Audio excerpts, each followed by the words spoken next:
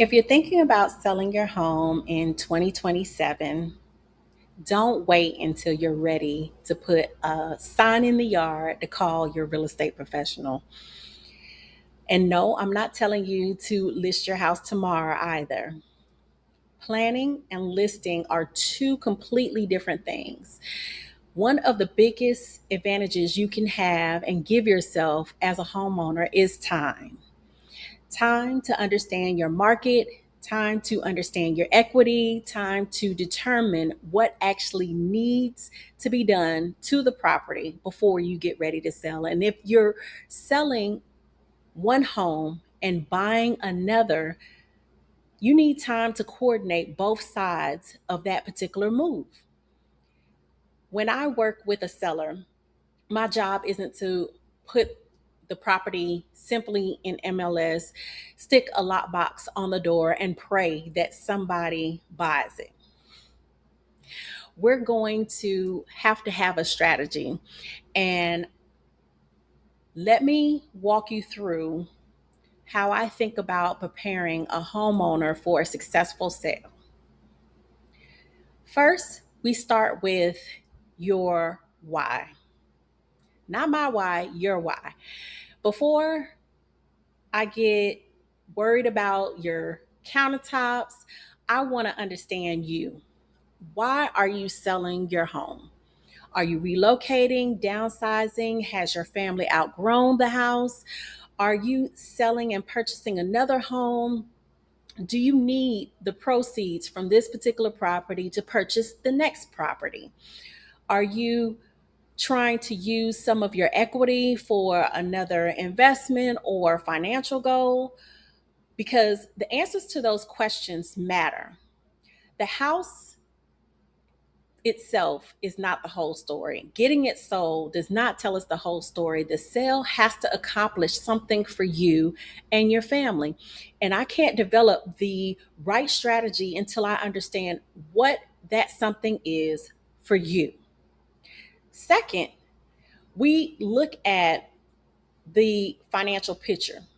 One of the questions sellers naturally want the answer to is, Nayela, how much can I get for my house? And that's important. However, I also want to know, what might you actually walk away with? And those are two different questions. You need to look at your likely market position, what's going on in the market. You need to look at your mortgage payoff, the estimated selling expenses, and other costs that could affect your proceeds and the bottom line that you will get. You're buying, especially if you're buying another home, those numbers become even more important. Do you need proceeds from this sale in order to purchase the next sale? If you're a veteran, does the VA loan cover what it is that you need? Does your lender, what does your lender need when it comes to purchasing the next property? And can the transactions overlap?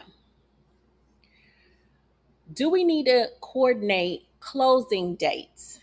Could you temporarily carry both properties while you're selling one home and purchasing the next? These aren't questions I want us to try to figure out 3 days before you receive an offer on your home.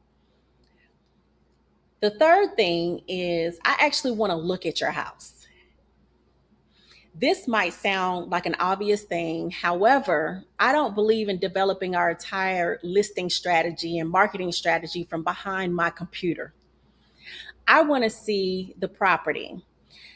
We are looking at three broad things and taking in consideration what the buyer sees when they walk in the house. Those three things are safety, structure, and sanitary conditions. Then we can start separating what needs attention from what would simply be a nice change in your home. See, that difference can save sellers thousands of dollars. I am skeptical to say this. However, Please don't spend $25,000 renovating your house because somebody on TV told you every buyer wants a white kitchen. And also consider that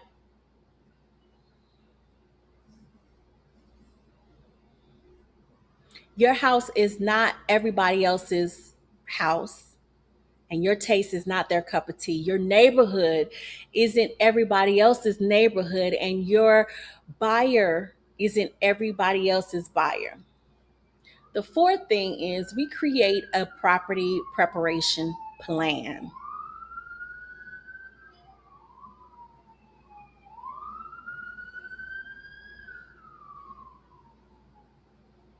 Once I've seen the house and understand your timeline, now we can prioritize. Maybe we need decluttering, deep cleaning, paint, minor repairs, landscaping, pressure washing, HVAC servicing, or another professional evaluation in some shape or fashion. Maybe we don't. I want to distinguish between the two, the must do and should consider, and leave alone. Like, leave it alone.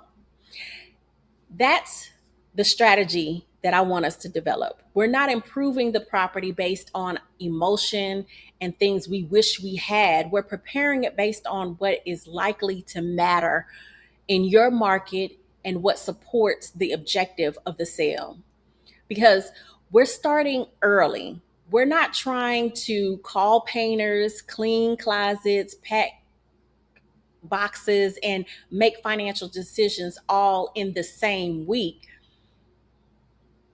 The fifth thing is knowing that I, your real estate professional, study your competition. Pricing isn't me sitting at your kitchen table and saying, well, what do you want for your home? It's not it's not me typing your address into an automatic evaluation tool, looking up on national websites and declaring that what's posted there is the actual answer. I want to understand what has actually sold, what's currently competing with you in today's market, what's sitting on the market, what has had price reductions, who has decided not to sell and try to figure out why, and how long are comparable homes taking to sell. I'm also looking at what condition were these homes in when they got sold, when they were sold. What features are buyers responding to? And what is happening specifically within your price range and market segment? Real estate is a local thing, sometimes extremely local, hyper local. Two homes can be relatively close geographically and still compete very differently. I know I service multiple local areas. The sixth thing we do is develop the pricing and positioning strategy. Then we determine how your property should enter the market. This is the key, a key. And there's a difference between what a seller hopes to receive and what a property might appraise for. There's a difference between what buyers are currently willing to pay and how we strategically position your property to be seen and viewed. Price is also marketing. If we position the property incorrectly from the beginning, we may lose valuable early market attention and find ourselves chasing the market. So I'm looking at price alongside the condition, the competition, the inventory, buyers' behavior and psychology, the timing of the market, and your goals all at once. The list price is part of the strategy, and it is not the entire strategy to get your home sold. Seven, Then we prepare the property for market. Once the home is ready, now we move into presentation. That's when professional photography becomes vital. Depending on the property and the marketing strategy, additional visual assets may make sense as well. Photography isn't going to rescue your home, though, especially if the home wasn't prepared properly. That's why preparation comes first. Then we're thinking about, how does this property photograph? What's the strongest first impression? Which feature deserves attention? What's the story of your home? And who is the likely buyer for what this home offers in today's market? We're not just documenting rooms here, we're positioning an asset for the marketplace. The eighth thing is, we market, monitor, and adjust. Putting the property into MLS is not the finish line. It's simply the beginning of another phase. Once we're active, I'm watching what the market is telling us. Are buyers viewing the property online?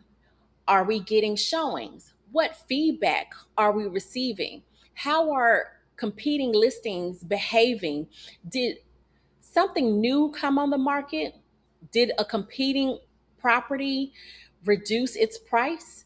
Did something comparable go under contract? What are buyers responding to? Marketing isn't, we posted it, good luck, praying that the house sells. It's an ongoing process of evaluating how the market is responding and determining whether the strategy needs adjustment. The ninth thing we do is, when offers come in, price isn't the only number that I'm reading. This is another important difference. The highest offer is not automatically the strongest offer that we will receive. We're evaluating the price, the financing, the earnest money, due diligence, and inspection terms. We're evaluating requested concessions and closing timelines, any contingencies that come in on these offers, and the buyer's overall ability to perform. If you're simultaneously purchasing another property, the terms may become even more important. Now, one transaction can affect another. So, my job is to help you understand, what are we actually being offered? What are the risks? What are other options? And how does this offer support your larger objective in getting your home sold in the time in which you want it sold? Then we negotiate accordingly. Our 10th thing is, or my 10th thing is, I don't disappear after you've accepted an offer. An accepted contract isn't the end. Now we have inspections, due diligence periods, possible repair negotiations, appraisals, financing, title, or closing paperwork, deadlines, deadlines, deadlines, and potentially your next purchase happening all simultaneously. This is where communication and transaction management and coordination matter the most. If you're relocating, there may also be movers, travel, another real estate professional, and other closing parts that are involved. See, we're managing a transition, not simply another listing and another closing. So when someone asks me, Nayela, when should I call you if I'm thinking about selling my house? My answer is yesterday, or earlier than you think. You don't have to be ready to list to be ready to have a plan. If you're thinking about selling in 2027, start early. Starting early gives us understanding of your goals. We can evaluate the property, study the market, and understand your financial picture and develop the right strategy without rushing through the process, giving yourself more than 2 days before we list your house. If you're in Middle Tennessee or North Georgia, Atlanta or Nashville areas, and a move is somewhere on your radar for 2027, message me 2027 and we'll start with a 2027 move planning session. No sign in your yard tomorrow, no pressure. We start with your goals and build the strategy from there. I'm Nayela Allen with ACE Veteran Real Estate, helping veterans and purpose driven families build wealth, wellness, and legacy through home ownership. Keep envisioning you.